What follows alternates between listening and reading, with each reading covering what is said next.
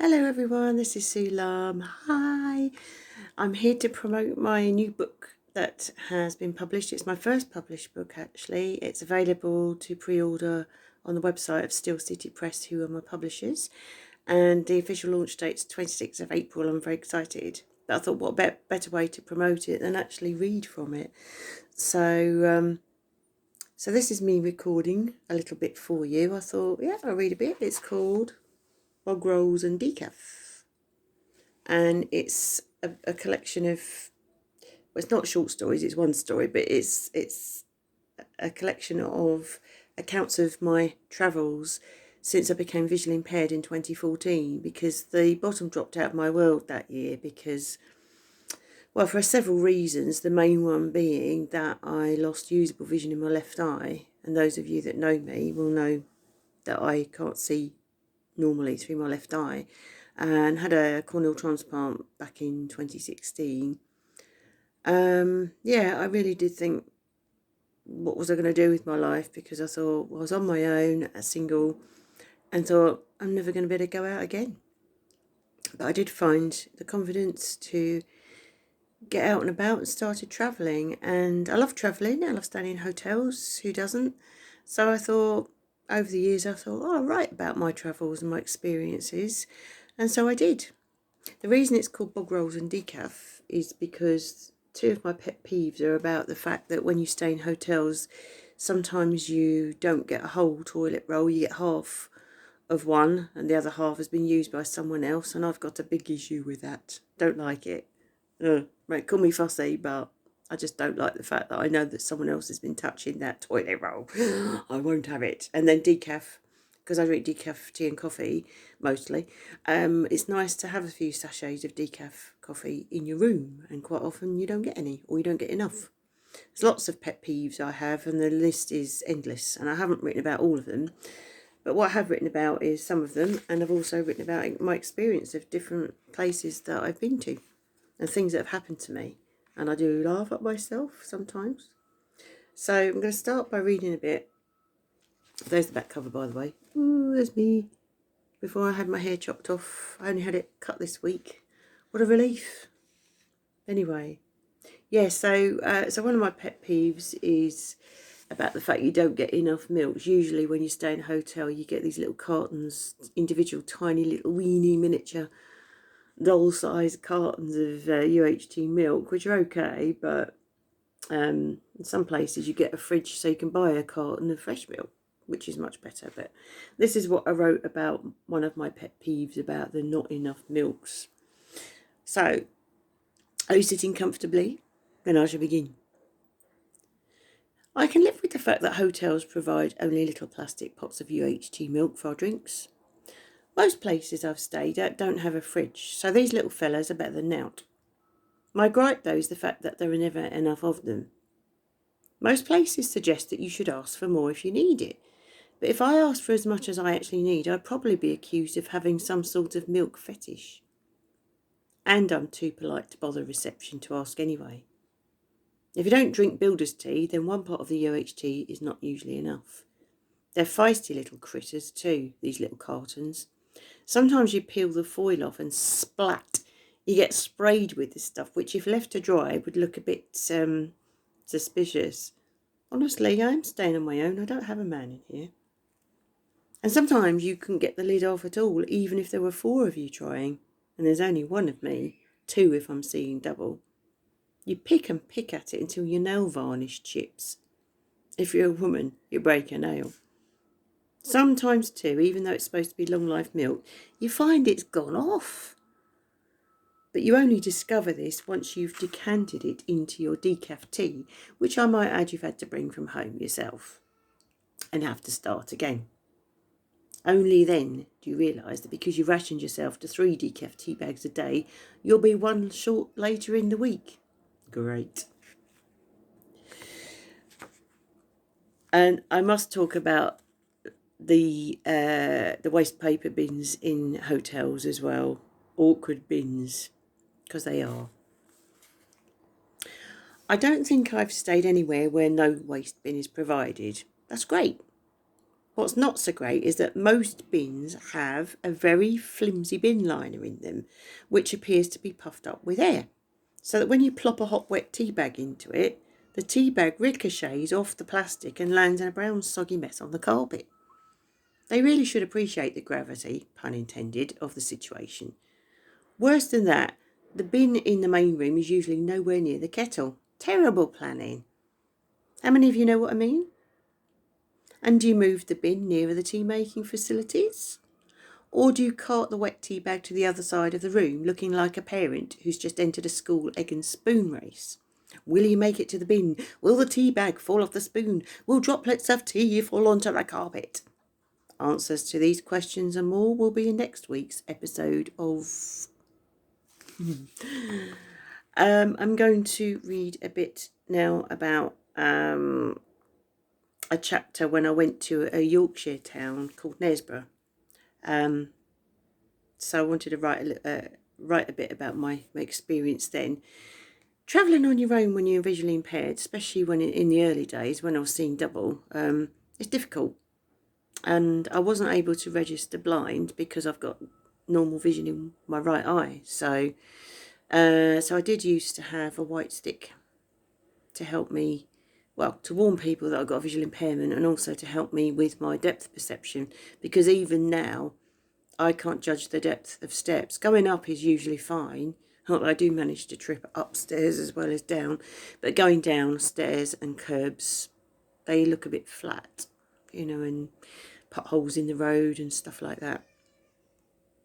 Let's read a little bit of this chapter then. This is a chapter about when I went to Knaresborough. Just before I started writing this chapter, I was doing a little photo shoot of Bog Rolls and Decaf coffee. I wanted to include Olaf, my white stick, but I couldn't find him. How can you tell if he's a he? So I was wasting time and energy looking for him. I haven't used him in a long while, so no doubt he's still packed away from when I moved home a few months ago. Then I suddenly realised I don't actually have him anymore. I have his big brother somewhere. A blind friend of mine last year had lost his own stick somewhere between home and the blind centre in Sheffield. I had Olaf with me, and I hired him out for no charge so my poor friend could feel his way home. When I was in hospital having my corneal transplant in June 2016, my friend dropped Olaf II and a teddy onto the ward while I was still catching some Z's from the general anaesthetic. "Hello, you're not Olaf. Who are you?" He didn't answer. He just lay there all folded up like a hibernating concertina. I never did actually use it, and now he or she is still sulking because he feels neglected, so he's playing a silly game of hide and seek. Silly so-and-so. That was just a little bit about my stick called Olaf. Olaf is the character in the film Frozen, Disney film. Olaf is the snowman in Frozen, for those of you who've watched it. And because Olaf is a snowman and is white, my stick is white, so I called him Olaf. Why not? And I'm not going to read too much because I want you to buy me a book. Of course I do. My favourite chapter, if I can find it. Yeah, it's not a bad sized book actually. There's, how many pages are there? There's 156 pages. Wow. Yeah, one of my favourite chapters was about when I went to Hastings a few years ago on my own, and I decided to have a carpet picnic, as I call it, whereby I eat either food I've brought in or food that I've brought myself, because when I was a solo traveller, I found it, the worst bit was eating alone in restaurants and cafes because people just look at you. So this is a little funny bit about what happened to me in my room in Hastings. I went back to my room to finish eating the picnic I brought with me. Again, trying to save a bit of dosh, I pre-cooked some sausages and made myself some hot dogs. Well, in this case, cold dogs. I'd snaffled a mini pot of tomato sauce from a previous hotel trip and thought how useful it would be to add to my room picnic. I didn't reckon on literally adding it to the room. Oh dear, I hear you say. I know you have a smile on your face while you think it. Okay, well, the tatty welcome folder on the glass desk, remind me to talk about the said glass desk, says that they don't mind you bringing takeaway food into the room, and they even give you pointers as to where to request takeaway food from. But they respectfully ask you to be careful with spillages, and they even point out helpfully that tikka masala sauce stains are hard to remove from the bed linen. It seems that tomato sauce is in the same boat. Not a gravy boat, a tiny little jar in fact. And there's only one known way to get it out of the said jar and onto a cold sausage. That is with a teaspoon. Yep, that worked well. I managed to smear some onto my cold bread roll that contained what now looked like a dead person's fat finger. Actually quite yummy. And a cold boiled egg with it. Safe to eat that in the confines of a private sole occupancy hotel room. If you eat anything eggy in public places, people think you've trumped. Well, I thought it was safe to use tomato sauce in the room. There's no warning label. Wrong. So what did I do? It was like the scene of a slapstick comedy film. I left the teaspoon in the little tiny jar so I could use it again. From my good side, I don't even have the blind side excuse this time. I knocked the spoon with my arm. I wish someone could have filmed the slow motion journey as the spoon, coated in a rich red tomato sauce, flew up into the air and launched itself towards the bed. The lovely king-size bed that was adorned in white bed linen. It was spread over an impressively wide area. The carpet, the side of the bed, the white duvet cover, the chair I was sitting on, and my top. How? How could barely a spoonful of tomato sauce cause such devastation? Oh no, not another Butlins moment. I reacted in the only reasonable way that anyone else would. I sat there, staring at the carnage in disbelief. I swore. Then, more practically, I put my cold snack down and fetched the all-purpose baby wipes. I chunted to myself as I scrubbed and scrubbed to get the stains off. So that was one of my mishaps on one of my travels there. So, would you like a bit more, or have you had enough? Well, I did add a chapter about going on Cruise to the Edge, which, as a lot of my friends know, is a progressive rock festival on board a cruise ship. So I did write about that. And I've written about other trips as well. Do you want a bit from the cruise? Do you? Do you? Or have you had enough?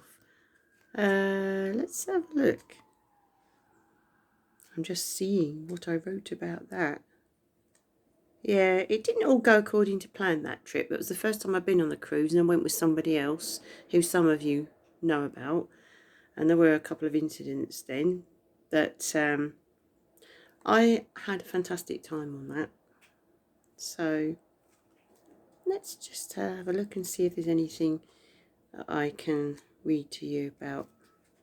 Well, what I will say about that trip is how much my confidence grew from that cruise, and I've written this in the book.